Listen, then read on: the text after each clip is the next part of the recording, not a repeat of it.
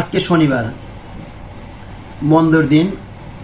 বাসায় মেয়েদের অনুপ্রেরণায় আজকের এই যে দুধ চা তো খাওয়া বাদই দিয়েছি, কেননা কিছুদিন আগে দুধ খাওয়ার কারণে আমার বুকে সমস্যা ছিল।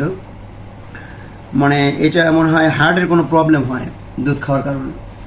এই জন্য দুধও খাওয়া ছেড়ে দিয়েছি, দুধ চা খাওয়া ছেড়ে দিয়েছি। তো আজকে মেয়েরা বলল যে বাবা একটু দুধ চা খাবো, তো ওরাও দুধ চার খুবই ভক্ত, যার জন্য আজকে গুঁড়ো দুধ কিনে নিয়ে এসেছি। অসাধারণ, এটা ভাবাই যায় না। আসলে দুধ চা আমারও খুবই প্রিয়, কিন্তু দীর্ঘদিন ধরে আমি এই দুধ চা খেতে পারি না, শুধু ডাক্তার না করার জন্য আমি খেতে পারি না। কিন্তু খুবই লোভ হয়।